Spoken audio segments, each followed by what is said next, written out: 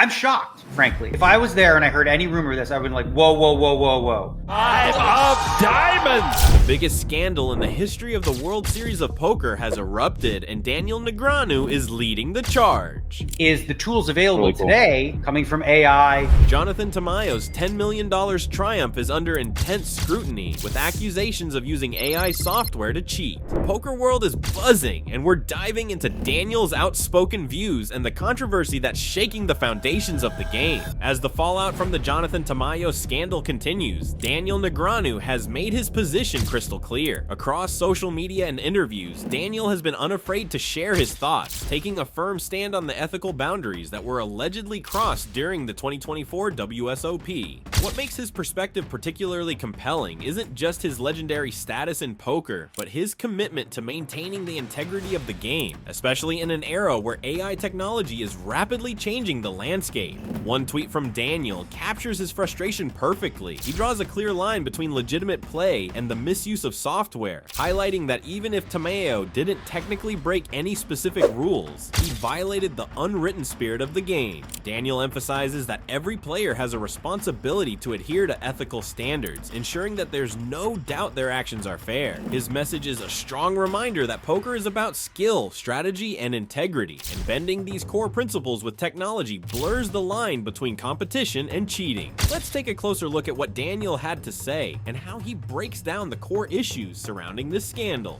Daniel's tweet: "You know it is prohibited to use these tools online, correct? You know this, so why would you think it would be totally kosher to use them live? Did you not think it worthwhile to ensure you were not doing anything nefarious by asking the floor for approval? Announcements were made all summer long. Deep down, you know what you did was completely outside the spirit of the game, gray and shady at best, even if the written rules weren't explicitly clear. I see you are committed to dying on this hill, but the backlash for this decision is warranted and consistent among pretty much everyone. What you did was wrong." Negreanu is openly criticizing Tamayo for relying on tools that are deemed illegal in online poker, questioning why he thought it would be acceptable to use them during live play. Daniel makes a strong point that Tamayo should have sought clarification from tournament officials beforehand, hinting that even if there wasn't an explicit rule, Tamayo must have known deep down that his actions were wrong. The situation escalates further when Daniel engages in a heated back and forth on Twitter with fellow poker pro Dominic Nietzsche, bringing the debate to a boiling point. Tweeter exchange. Dominic says, "Daniel, I have made a commitment to a friend and his family that I'd do whatever I can to help him win within the official rules. I was fully aware that a lot of people wouldn't like me afterwards." To which Daniel resounds, "Lots of ways to help a friend without doing something that is both wrong and a stain on our game." Known for his outspoken views on the integration of technology in poker, Nietzsche stepped in to defend Tamayo, arguing that AI tools are simply part of the natural progression of the game. This confrontation between two prominent players set off a social media frenzy, with Negreanu passionately advocating for the integrity of competitive poker and condemning Tamayo's actions as blatant cheating. The exchange with Nietzsche added more fuel to the fire, as both players took a firm stance on where the line should be drawn when it comes to the use of software in the game, sparking widespread debate across the poker community. Twitter fight. Daniel tweeted, "You accused him of using RTA during his win and claimed first-hand knowledge. That is a big deal. The correct response is, sorry, I was wrong to say that." Dominic responds, "You are an absolute moron, Daniel. You have no idea what RTA is." The animosity between Dominic Nietzsche and Daniel Negreanu is palpable, with Dominic even going so far as to call Daniel an absolute moron. Dominic, who is known for his vocal support of integrating technology into poker, views Daniel's stance as outdated and overly alarmist. In contrast, Daniel's unwavering commitment to preserving poker drives his frustration with what he sees as Dominic's dismissive and reckless approach. This conflict goes beyond the specifics of the Tamayo controversy. It's a fundamental clash of perspectives, with both players firmly positioned on opposite sides of a larger debate about the future of poker. Negreanu's social media posts reveal just how serious he is about safeguarding the game's core principles. He accuses Tamayo of bending the rules, framing the situation as highly suspicious. For Daniel, this issue isn't merely about a single incident, but about the broader effort to maintain fairness and uphold the spirit of poker in an age where technology increasingly blurs ethical lines. But the drama didn't end on Twitter. It escalated further when Daniel took to a podcast with Doug Polk and Alan Keating to lay out his case in detail. During the conversation, Negreanu didn't pull any punches, asserting that Jonathan Tamayo broke the rules during the 2024 World Series of Poker. He laid out his arguments clearly and concisely, making it evident that he believes Tamayo's success was tainted by the use of unauthorized software, which provided him with an unfair edge. Negreanu's message was straightforward. Tamayo's victory, in his view, was illegitimate, and there's no room for such behavior in the sport. I'm shocked, frankly. If I was there and I heard any rumor of this, I would be like, whoa, whoa, whoa, whoa, whoa. What's new now that didn't exist for the last decade is the tools available today coming from AI,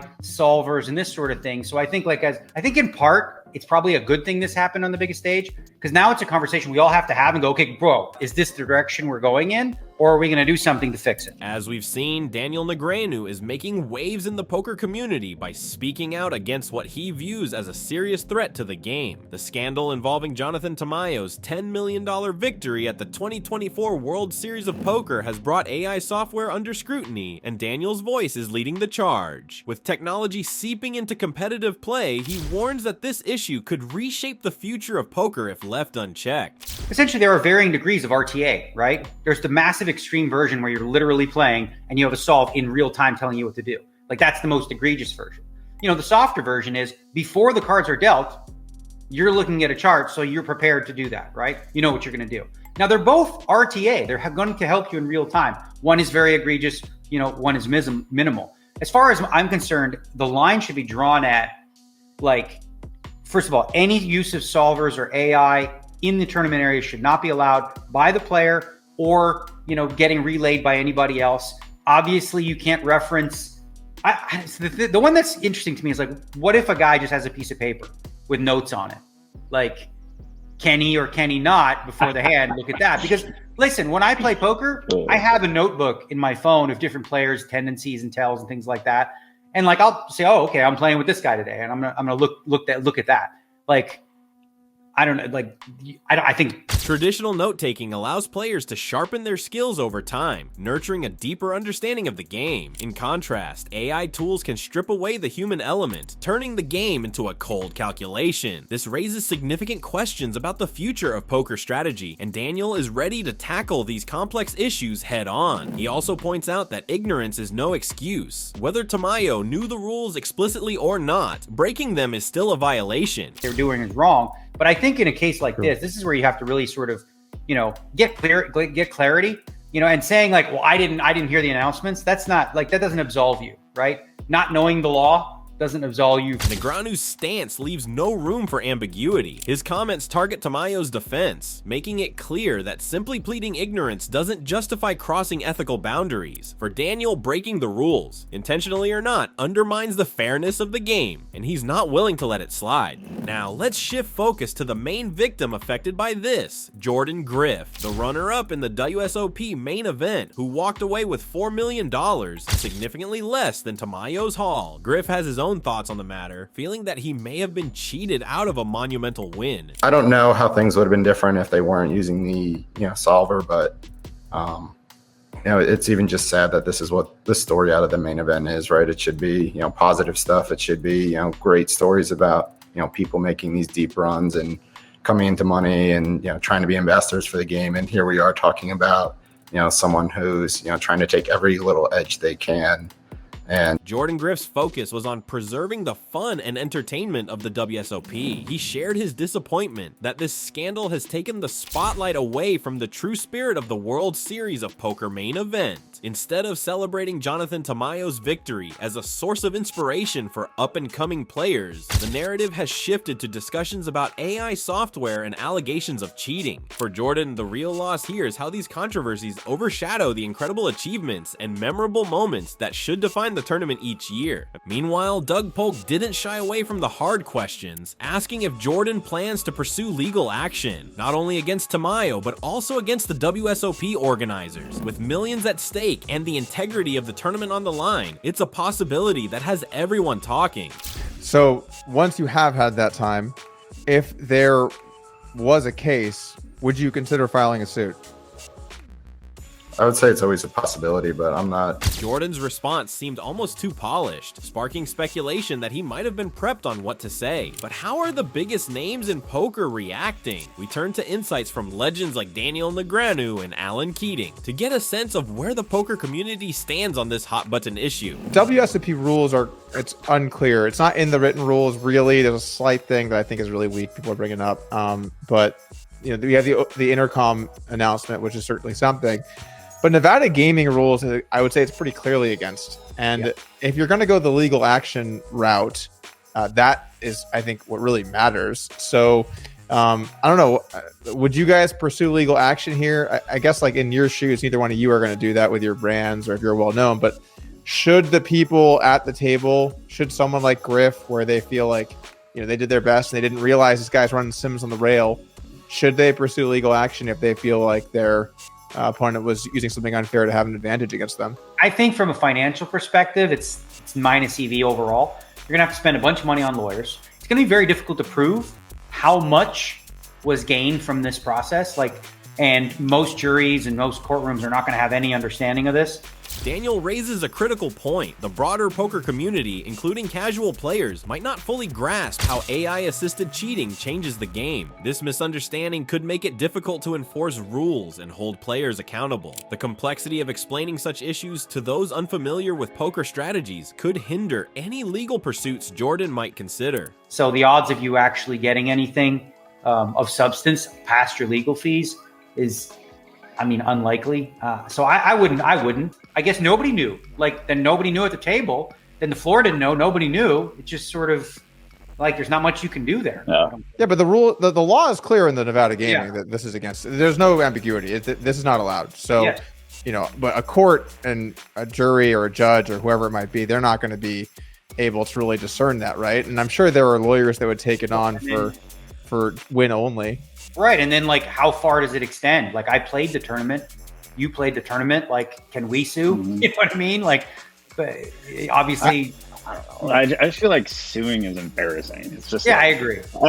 As a man, whatever, figure yourself out outside of courts. You know, when people are using courts to take money from other people, I just think it's unbecoming. Both Daniel and Alan agree that legal battles aren't the ideal way to settle what should be core issues of gameplay. They stress that it's up to the poker community to define clear rules and standards to preserve the game's integrity. The integration of AI into poker strategy poses fundamental questions about fair play, and the community must address them collectively instead of relying on courts that may not grasp the intricacies of poker. Doug raises a counterpoint, suggesting that with so much money on the line, legal action might be necessary to drive change. Yeah. All right, well, while that's true, sometimes it is necessary. And if you did realize afterwards your opponent was using software to beat you with this much money at stake, and they're over there running calcs to beat you in this thing for $4 million, I don't think it's crazy unrealistic to be like, oh, my opponent used something they shouldn't have to win $4 million off of me. I'm going to try and pursue that. I'm not trying to be the nit here, guys, but you know, at some point, right, there's some damage threshold where it's not it's unreasonable to pursue. Yeah, I'm not even saying you should. I'm just saying it's not right. It's not outside the realm of And then the slippery slope is, who do you file it against? Are you filing against the player itself, or are you going to file it against the operator, or both? Right? You know, for the operator, supposedly, quote unquote, allowed it to happen, or it happened under their watch, and nothing was done from that perspective, or the players themselves, I hope it doesn't. I really hope it. Alan Keating offers his own take, reflecting on his experiences at the 2024 WSOP main event. He not only shares insights about the controversy, but also sheds light on how it has impacted the broader poker community. Let's see what Alan has to say about the scandal and its long-term implications for the game. Opinion on what he saw. We saw the laptop on the side of the table. You know, people were looking at each other isn't that cheating? Is someone gonna jump in? What's going on here? Is this the direction You know, like if I made the final table, would I be going against that stuff? Or, you know, what dream is alive for tournament players now? You know, it felt like, okay, if you don't have a big stack, these situations aren't very complex. And if it's just all in or fold or something like that, then it looked like the computer's playing poker for them. I think the course of action is to push to these tournaments and say, we need a rule change here. These things need to be banned. And no ifs, ands, or buts. Everyone needs to get on. Both Daniel and Alan agree on the need for the WSOP and other governing bodies to step up. They emphasize that it's not just about addressing one scandal, but implementing stricter rules to prevent future incidents. It's about maintaining a level playing field, ensuring fairness, and preserving poker's competitive spirit. Yeah, I would say though that, like, so here's the thing, rather than quote unquote rule change, more aggressive enforcement of rules that already exist. Even Nevada Gaming have rules against this sort of thing. You know, they're specifically more geared towards like casino games. Like you can't use any sort of aid in blackjack or craps, but it does extend to poker too. And there is wording and there is language in there that says you cannot use anything like this. You know, the floor staff, you know, before the tournaments flat out said, you know, you can't be using this stuff. There's some, again, I think the thing to focus on now that we have to do going forward, to your point, Alan, is like make these rules as clear as possible. I think something to the effect of no use of solvers at any point in the tournament area, which is defined by the entire room. And any use of this could lead to a disqualification. And then when you put in like use of solver, that includes, you know, getting text messages or information from somebody using one and relaying that to you, right? Because you're going to have guys that are saying loopholes. Well, Jonathan didn't do any solve. Jonathan wasn't doing anything. He was just looking at what was. Daniel calls for clearer, stricter enforcement of rules. He stresses that the poker community needs transparent regulations to guide players and uphold the integrity of the game. This proactive approach could set a strong foundation for trust as the game adapts to new technologies. One of Daniel's points even caught Alan off guard, revealing just how significant the impact of AI solvers can be, particularly during pre-flop action. Right. And on that point too, I think it's important for people to differentiate, like whether if he's looking at hands that were already played and they're who cares? Like that's not a big deal. Mm-hmm. Getting the solve for a hand that was played before doesn't necessarily help you for the ones going forward. The issue is the real-time assistant, if you will, is when the next hand's about to be dealt and you've just been spoon-fed ranges that came from a computer that tell you, and they're basically what they're going to do is poker, Hold'em has 4 streets, right? So you're essentially eliminating one in terms of potentially making any mistakes at all.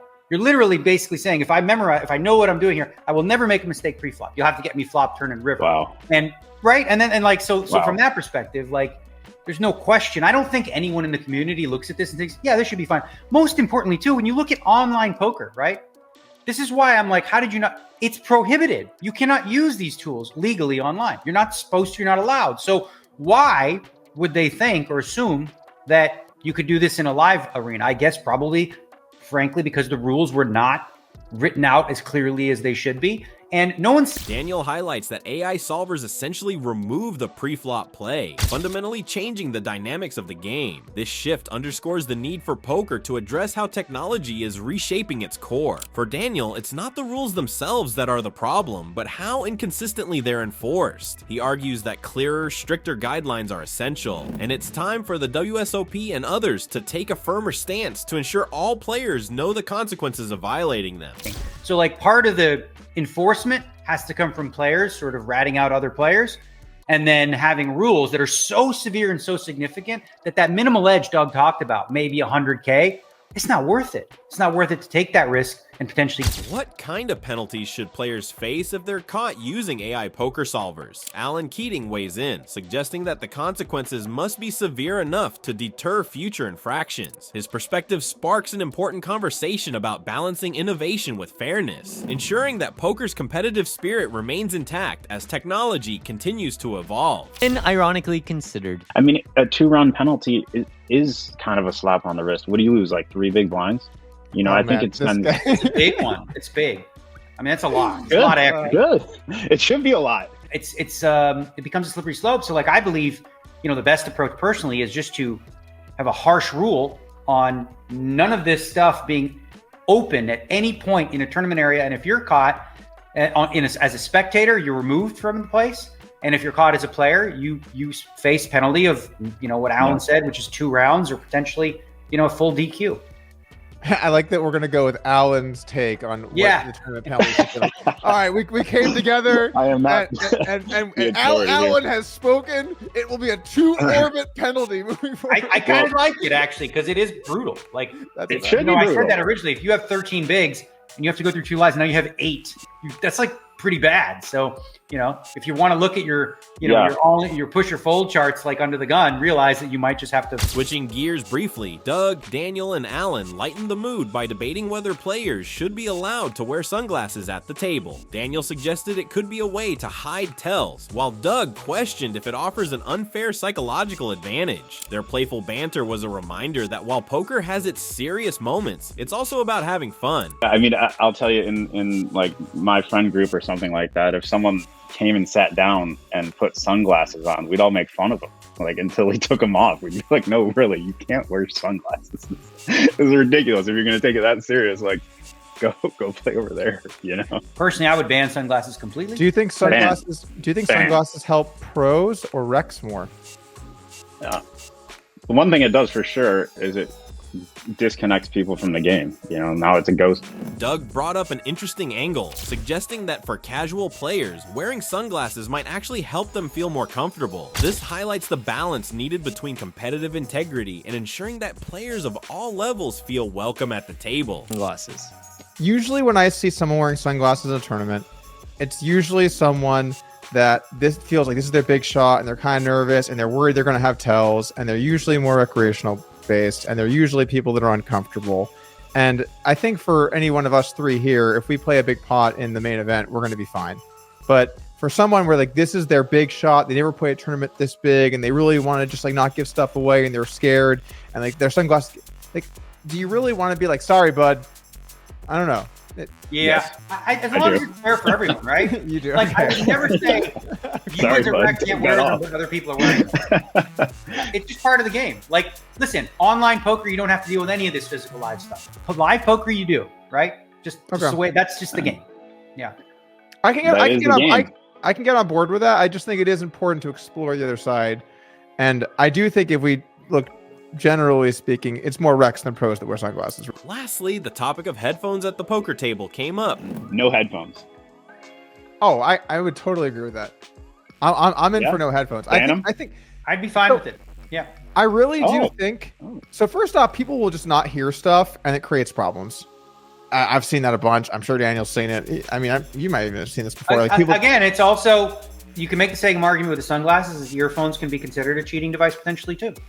Someone's speaking into your ear and telling you, like, I don't know, like, obviously, Alan, I feel like you probably deal more with this, dealing in private games and stuff like that. Like, it's a real concern. Like, you have to be careful of, anything like this. So I think some people will be annoyed by it, and push back. They just like to listen to music, not doing anything bad. And I think they'll just get over it. Like, we used to play poker. We used to play poker without. It was fun before the headphones. When I started playing poker, people didn't even use Sony Walkmans. Like, nobody had headphones. Alan arguing they create a barrier to the social aspect of poker, but we have to disagree. Sometimes having our favorite tunes playing helps us relax and stay focused. What do you think? Do headphones add to or take away from the poker experience? Let us know in the comments. Enough about sunglasses and music. Let's get back to the main issue at hand. Daniel surprised many by suggesting that Jonathan Tamayo may not be entirely to blame. He argued that the pressure of high-stakes poker combined with rapidly advancing technology can lead to poor decisions, opening a larger discussion on the challenges players face in navigating this fine line. I want to be careful that we don't, like, rail this kid over the coals, Jonathan, because, like, from all intents and purposes, he seems like a nice guy.